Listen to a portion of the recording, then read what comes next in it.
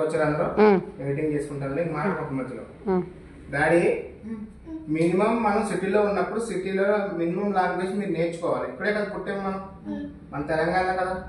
అలాంటప్పుడు ఏం చేయాలి అప్పుడు? అలాంటప్పుడు మినిమం మన సిటీ లాంగ్వేజ్ రావాలి మీకు. ఏది గాలిపటమో లేకపోతే ఏమంటున్నాం, ఇంకా ప్యాకెట్ పత్తాలు అనాలి, కైట్ అనాలి. సో ఇప్పుడు మీరు సిటీలో లాంగ్వేజ్ రాకుండా మీరు రేపు పొద్దున్న పెద్దోళ్ళు అయ్యారనుకో, మీరు జాబ్కు దేనికి పోయారనుకో, అక్కడ ఏమైతే చెప్పండి మిమ్మల్ని చీటింగ్ చేస్తారు. అక్కడ ఏమైపోద్ది, మీ లాంగ్వేజ్ చూసి చీటింగ్ చేస్తారు. పెద్ద సిటీ లాంగ్వేజ్ ఏమి రాదు, సిటీ వాళ్ళు కాదు ఊరు వాళ్ళు అనుకుని. సో అలాని కాదు, ఇలా ఊళ్ళో వాళ్ళు కూడా తెలుగుగానే ఉన్నారు. కానీ మీరు సిటీలో వాళ్ళు ఇలాగా డల్ లాంగ్వేజ్ ఉంటే చీప్గా చూస్తారు. మీకు ఇంగ్లీష్ రావాలి, హిందీ రావాలి, ఇంకా వీలైతే మస్తు లాంగ్వేజ్ రావాలి, 18, 10 ఒక 10 to 18 లాంగ్వేజ్ రావాలి. సో ఇవన్నీ కాదు. ఎగ్జాంపుల్ స్టోరీ చెప్పిన ఏదైనా లాంగ్వేజ్ వాడకూడదు సిటీలో. ఏదైనా మినిమం మన తెలుగు భాష కాబట్టి తెలుగు వాడు, కానీ ముందు మన ఇంట్లో తెలుగు మాట్లాడుకుందాం, పద్ధతిగా మాట్లాడు. కానీ కొన్ని వర్డ్స్ ఇంగ్లీష్ మాట్లాడండి, కొన్ని వర్డ్స్ హిందీ మాట్లాడండి. సరైన ఒక ఎగ్జాంపుల్ చెప్తాను. ఏం చెప్పనా, ఇప్పుడు మీలాగా మాట్లాడితే ఒక పల్లెటూరు భాషలాగా అలా మాట్లాడితే మన సిటీలో ఉన్నప్పుడు ఏమవుతుందో చెప్పిన ఎగ్జాంపుల్. ఒక బంగారం షాపుకి ఒక ఫ్యామిలీ వెళ్ళారంట. ఒక భార్య, ఒక భర్త, ఒక 2 పిల్లలు. మామూలుగా ఒక పాత బట్టలతోటి, ఒక పాత బట్టలు అని కాదు, ఒక మిడిల్ క్లాస్ ఫ్యామిలీ రేంజ్ లో బట్టలు వేసుకుని వెళ్ళారంట. భార్య పిల్లలు నా భర్త ఏమన్నాడంట, బయట ఉండమన్నాడంట. ఉండమని ఏం చెప్పిండు, లోపల పోయి సార్ మేము వేరే ఊరు నుంచి వచ్చాం, మేము అనుకోకుండా దగ్గర పనికి వచ్చాం, ఫ్యామిలీ మొత్తం మమ్మల్ని అందరూ గెస్ట్ హౌస్ లో ఆ మామిడి తోటలో పని చేయమన్నారు, కానీ అలా నమ్మి వచ్చాం, మాకు అడ్వాన్స్ కూడా వేసారు 1000 రూపాయలు, నమ్మి వచ్చాం.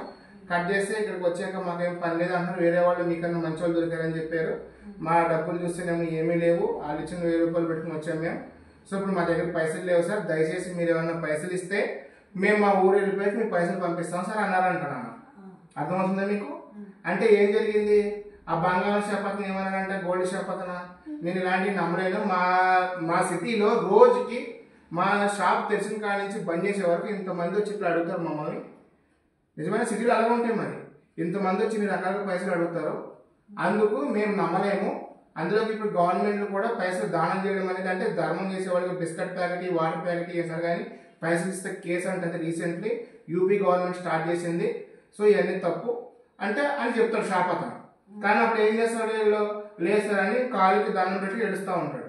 అప్పుడు ఆ షాప్ అతను పాపం నిజమనుకుని నమ్మి, అప్పుడు కూడా మళ్ళీ ఇలా చేయకూడదు, మనం ఇప్పుడు గవర్నమెంట్లో డబ్బు దానం చేయకూడదు, కావాలంటే ఫుడ్ పెట్టండి, అవి పెట్టండి, బిస్కెట్ ప్యాకెట్ ఇవ్వండి, వాటర్ ఇవ్వండి అంటున్నాయి. కాబట్టి అతను ఏం చేశాడంట, సరే బాబు ఇప్పుడు నాకు చెప్పినట్టుగానే నువ్వు ఎవరికైనా వెళ్ళి ఒక 3 చెప్పు, ఆ 3తో సంతకాలు చేయించుకుంటారు, ఈ పేపర్ ఇస్తున్నాను, నేను పెన్ ఇస్తున్నాను, అప్పుడు నేను నమ్మి నీకు డైరెక్ట్గా నీకు కావాల్సిన పైసలు ఇస్తా, నువ్వు ఊరు పోయినాక నా పైసలు నాకు ఇచ్చే అని చెప్పేసి అంటాడంట. ఓకేనా? అన్నట్టుగా అప్పుడు ఏం జరిగింది, వాస్తవానికి అలా అనలేదు అతను. ఈ టైప్ స్టోరీ ఒక రరీను రురిని దగ్గరికి అనే ఒక వ్యక్తి వచ్చాడంట. రరీన్ రురికి ఏముందంట, పాకెట్లో పెన్ ఉందంట, డాడీకి ఉన్నట్టు పెన్ ఉంటే, వీళ్ళకి పాకెట్లో పెన్ ఉంది కదా, వీళ్ళు సిటీలో పుట్టుంటారు, వీళ్ళు చదువుకునే ఉన్నారు, లేకపోతే ఏదో ఉంటుంది, అది ఉద్యోగానికి వచ్చే సిటీలోకి వీళ్ళు కొంచెం డబ్బులు సంపాదించుంటారు, వీళ్ళని అడగచ్చని ప్లాన్ వేసిన వాళ్ళు అడిగారు.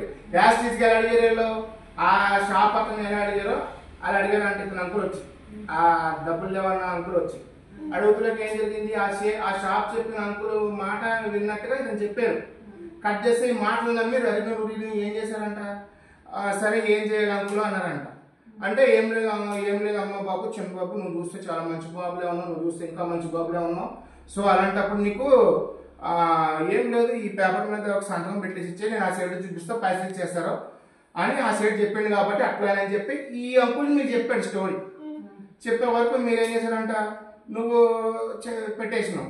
అన్న వేసిందంట, జర చూద్దామని చెప్పే వరకు, అరే అన్న ఎందుకు చూస్తున్నావురా, నువ్వు ఏం చూడాల్సిన అవసరం లేదు అని నువ్వు అన్నావంట. లేదు నేను చూస్తానంటే వీడికి ఏం అర్థం కాలేదు. సో ఏం జరిగింది, సంతకం పెట్టేస్తే కట్ చేస్తే వాడు కోర్టులో కేసేసిండంట.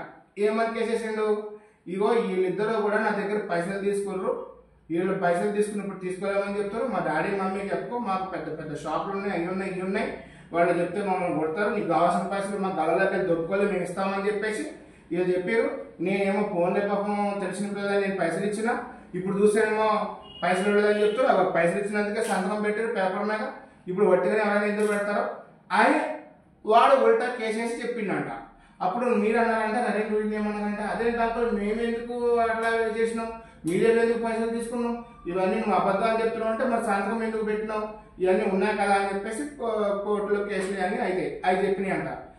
ఇప్పుడు ఎందుకు అసలు మాట ఏంటంటే ఒక జడ్జి ఏం చెప్పిండంట, కోర్టులో జడ్జి ఏం చెప్పిండంట తీర్పు, బాబు నీ జేబులో పెన్ ఎందుకు ఉంది అని అడిగిందంట. నిన్ను మీ ఇద్దరికి ఏమున్నాయి, ఫస్ట్ పెన్నులు ఉన్నాయి, మరి పాకెట్లో పెన్ ఎందుకు ఉంది అని అడిగిందంట చిన్నవాడిని. సార్ పెన్ను పెట్టుకుంటాను, నేను చదువుకున్నాను కాబట్టి. మరి నువ్వేందుకు పెట్టుకున్నావు కాబట్టి నేను చదువుకున్నాను కాబట్టి పెట్టుకున్నాడు. మరి చిన్నప్పటి నుంచి చదువుకున్న బుద్ధి ఉన్న ఎడవలో ఆ పేపర్లో ఏముందనే చూసుకుని చదువుకుని సంతకం పెట్టాలి కదా అంటే లేదు. మరి నువ్వు చదవలేవా అంటే నువ్వు చదివే 3rd క్లాస్ 5th క్లాస్, మరి పెట్టుకోకూడదు సంతకాలు. మీకు తెలియదు పెన్ను జేబులో స్టైలిక్ కాదు పెట్టేది, స్టైలిక్ కాదు. ఇక్కడ నేను చెప్పాలనుకున్న అర్థమని చెప్పనా, చదువుకున్నవాడు చదువుకోని వాళ్ళే నటించినా పర్లేదు, కానీ చదువుకోని వాడు చదువుకున్న వాళ్ళే మాత్రం నటించకూడదు. ఏమో చెప్పనా, చదువుకోనివాడికి చదువు రాదు కదా, అక్కడ ఏమో తెలియదు కదా పేపర్. ఆడు పెన్ను పెట్టుకుని స్టైల్గా స్టూడెంట్ బుట్ వేసుకున్నా పెన్నుకి స్టైల్ మాత్రమే. వాడి దగ్గర ఎవడన్నా ఒక దొంగ చిట్లా రాయించుకుంటే ఆ రాసులు కూడా పోతాయి. సో అట్లా మీరు చేసింది అయింది. సో ఇప్పుడు ఏమర్థమైంది, సిటీలో పుట్టిన వాడికి చెప్పక్కర్లేకనే వస్తాయి. సిటీలో పుట్టినోడు 3 రోజులకోసారి బిర్యానీ తింటాడు మ్యాక్సిమం. మీరు నిజం చెప్పండి ఫ్రెండ్స్, అబద్ధం అని నేను చెప్పండి. ఇంట్లో పల్లెటూరులో అయితే పట్టించుకోవాలి, 7 గంటలకు 8 గంటలకు తినేసి పంటారు వాళ్ళు. కానీ సిటీలో అలా కాదు, మమ్మీ 9 అవుతుంది 10 అవుతుంది, డాడీ ప్లీజ్ నా కర్రీ నచ్చలేని పాపం ఆఫీస్కి వెళ్ళి వచ్చిన డాడీని అడిగితే ఆటోమేటిక్గా పోయి పిల్లలు అడుగుతారు, పాపం వాళ్ళ కోసం కాకపోతే మనం ఎందుకు బతుకుతున్నాం వాళ్ళకి పెడదాం అన్న ఆశతోని ఇన్ని రెంట్లు కట్టుకుని ఇన్ని కష్టాలు పడినా పాపం పిల్లలకి మంచి తిండే పెడతారు. అట్లాంటప్పుడు ఈ తప్పు అనేది రాంగ్. సో అర్థమైందా, చదువుకోని వాడు చదువుకున్న వాళ్ళే నటిస్తే చాలా ప్రమాదం. అదే చదువుకున్నవాడు నటించాల్సిన అవసరం లేదు. పెన్లో చదువుకున్నాడు నడిచాడు, పెన్లో ఏం లేదు, చిరిగిపోయిన బట్టలు వేసుకున్నాడు, అది ఎప్పటికాడు బుర్రలో చదువు ఉంటుంది. అంటే ఇప్పుడు ఏమర్థమైంది నాన్న, చదువు అనేది మంచిగా చదువుకోండి. తర్వాత ఏం చేయాలి, ఏ భాష అయినా నేర్చుకోవాలి. ముందు మన తెలుగు ఒకటే కాదు, మన తెలుగు, ఇంగ్లీషు, హిందీ, తమిళ్, మినిమం మనిషి 7 లాంగ్వేజ్ నేర్చుకోవాలి. 5 అనేది అయిపోయింది పాత రోజు. 7 లాంగ్వేజ్ నేర్చుకోకపోతే మన దేశంలో 29 రాష్ట్రాలు ఉన్నాయి. 29 రాష్ట్రాల్లో నువ్వు మంచిగా లాంగ్వేజ్ నేర్చుకోకపోతే మన హైదరాబాదే మస్తు మంది వస్తారు. మనం రేపొద్దున్నే లేకపోతే చదువుకున్నాక వేరే రాష్ట్రానికి జాబ్ పోతాం. ఆడ భాష నీకు రాదు. అప్పుడు ఆ లాంగ్వేజ్ రానప్పుడు ఏమైంది, నీకు నీ జేబులో పెన్ను చదువుకుని ఉంటే సమానమే.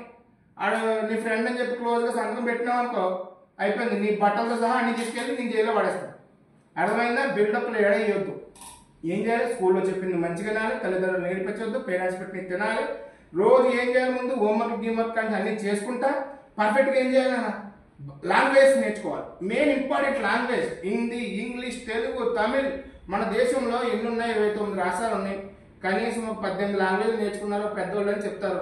మీరు అన్ని అవసరం లేదు, బొబ్బు ఉంటాడు, నిద్రొస్తుందమ్మా మంచి మాటలు చెప్తే బొబ్బ పోయి సరేనా.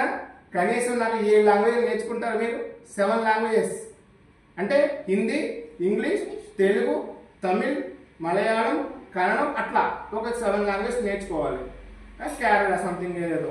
ఇప్పుడు మన సినిమాలో, మన టాలీవుడ్ సినిమా, తెలుగు సినిమాలు ఎన్ని భాషలు లేదో తెలుసా మీకు, తెలుగు, ఇంగ్లీష్, హిందీ, మలయాళం, ఇంకోటి అందరూ Kannada. Very good boy Kannada. So మన ఇండియన్ మూవీస్ కూడా, తెలుగు సినిమా కూడా 5 భాషలో రిలీజ్ అవుతాయి. సో 5 మినిమం అయిపోయినాయా, ఇంకా ఎక్సెప్ట్ 2 నేర్చుకోండి. అప్పుడు మన దేశం కాదు ప్రపంచం ఎక్కడ పోయినా మీరు జాబ్ కొద్ది అనుకో మిమ్మల్ని ఎవరు మోసం చేయలేదు. కానీ అర్థమైందా, మినిమం లాంగ్వేజ్ పతంగు, ఇంగ్లీషు, తెలుగులో గాలిపటం. నువ్వు సిటీలో బతుకుతా ఊరికే అట్లే మాట్లాడినావు అనుకో, ఈడు ఎవడో బక్రా దొరికారు, బ్రహ్మాండ సినిమా ఉన్నాడు, బక్రా దొరికింది నాకు బక్రా అన్నట్టు.